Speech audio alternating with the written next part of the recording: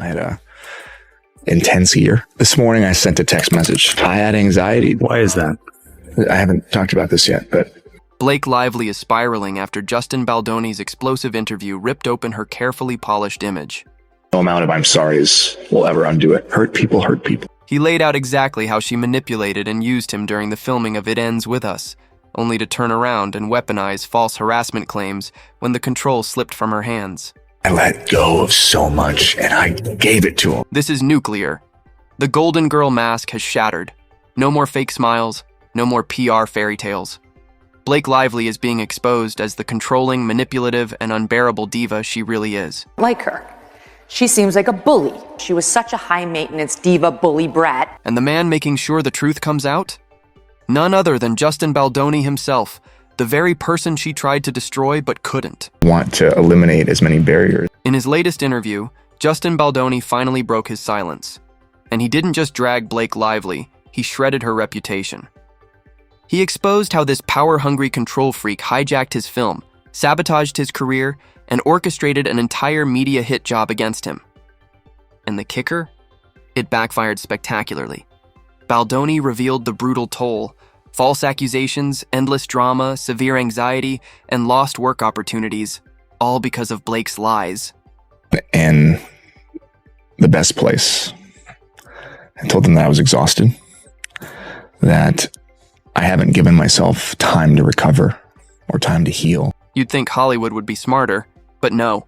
Blake played her fake victim card, and suddenly Baldoni was blacklisted, cast aside like a villain in his own industry. Emotional stress.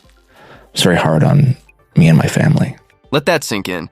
His own agency dropped him over baseless claims from a woman who couldn't stand losing control. Ego in this work in that sense, because there's room for all of us. And here's where it gets uglier. Blake Lively didn't just give input on It Ends With Us. She hijacked it. She stormed in like some Oscar-winning auteur, shoved Baldoni out of his own project, and tried to erase his influence entirely. And given myself time to recover or time to heal. I had a intense year, a lot of material success, and a lot of emotional stress. It's very hard on me and my family. This is the same man who spent 5 years developing the film, the one who fought to bring it to life. But in Blake's world, that doesn't matter. She's the star, and in her delusional mind, that means she calls all the shots. I'm not feeling great. My heart was racing. I'm noticing that, I'm having some anxiety. And when I check in with myself, I realize that I just haven't given myself the time to heal from this year that I needed. And the most insane part? Blake's smear campaign against Baldoni wasn't organic. It was staged. Brian Friedman, Baldoni's lawyer, revealed that Blake and her PR machine literally manufactured false media narratives to paint her as the helpless victim while recasting Justin as the villain. The Me Too victim there. That's absurd. Embarrassing doesn't even cover it. How do you roll out of bed, stare into the mirror, and think, yep, today I'll casually ruin someone's career for sport? Blake tried it, but Justin came armed with receipts, and now she's the one getting scorched under the spotlight. Told us that Justin Baldoni denied those claims of sexual harassment and only tried to appease Blake Lively because she was such a high-maintenance diva bully brat. He had to bend over backwards just to get her to shut up and complete the film. When Blake realized her PR stunts were flopping harder than a box office bomb, she did what every self-anointed Hollywood diva does. She sued. A cool $250 million lawsuit aimed at Justin, hoping to gag him and paint herself as the poor little victim.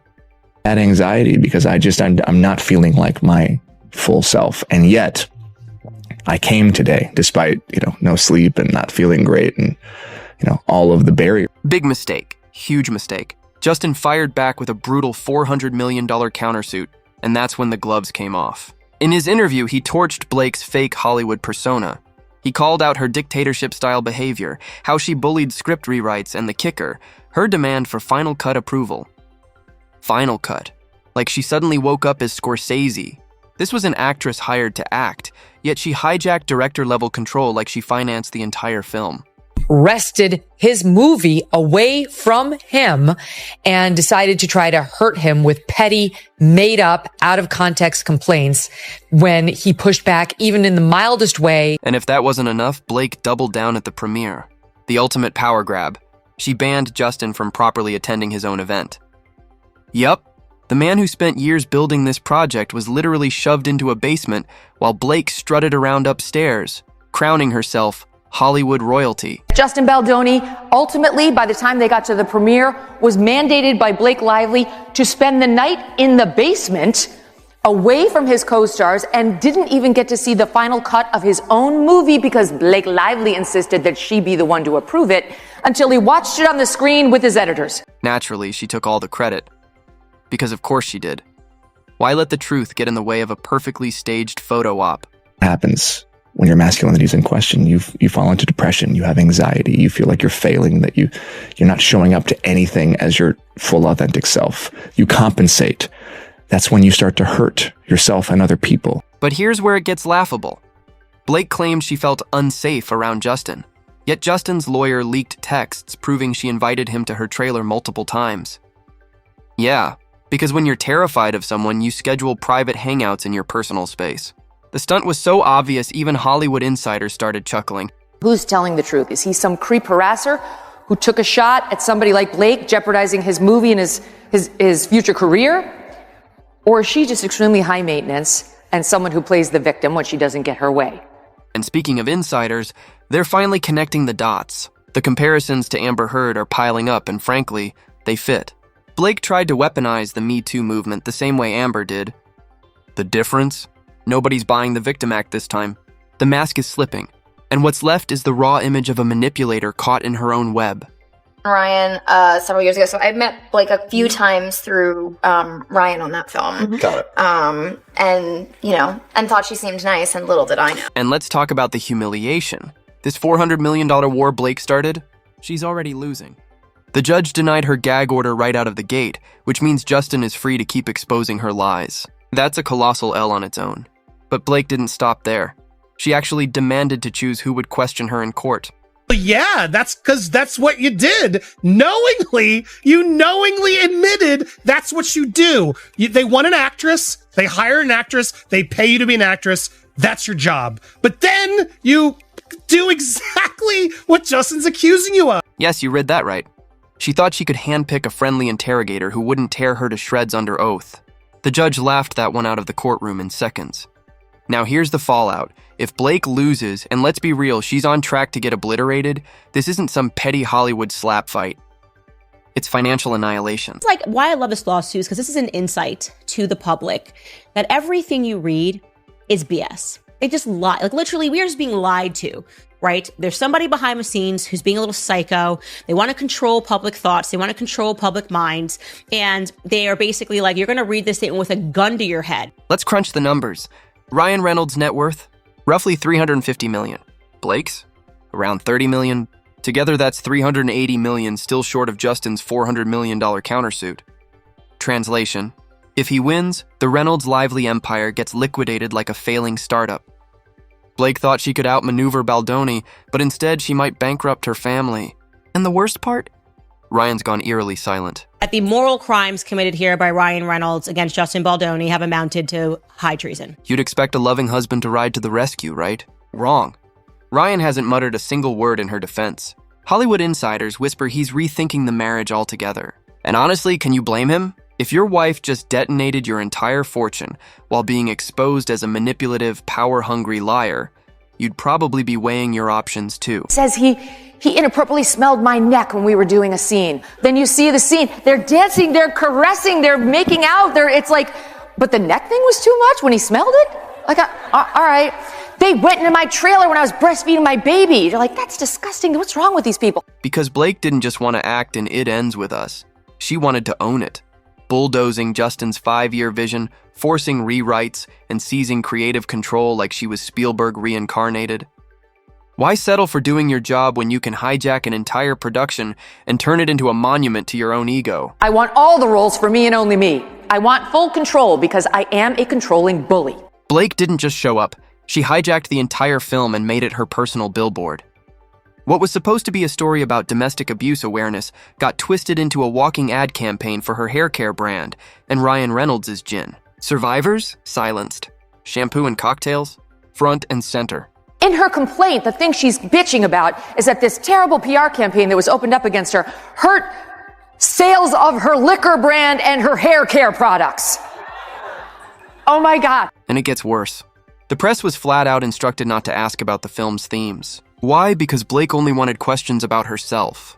The premiere tour was a circus, with Blake strutting around like she was clutching an Oscar, turning every interview into a shrine to her genius instead of the actual story.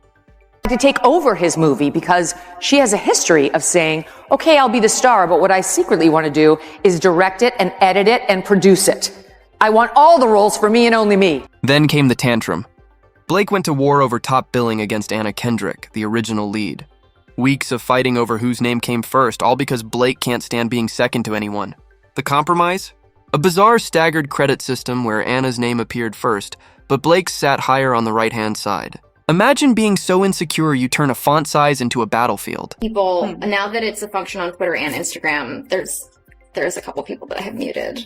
Good. Yeah. You can mute people on Instagram? Yeah, it's a new feature. Really? I know. Get excited. And speaking of getting dragged, Megyn Kelly entered the chat, ripping Blake's career to shreds on live TV. She's I mean, a they serial sound reasonable. fraudster. That's called fraud. Kelly didn't hold back, calling Blake a bully, a manipulator, and a full-blown fraud. She even compared her to Amber Heard. And honestly, the parallels are chilling. She seems like kind of a jerk. Wow, she's like kind of a bully. She's rather mean. Because just like Amber, Blake tried to weaponize the Me Too movement for her own selfish PR stunt, all while stepping on everyone in her path.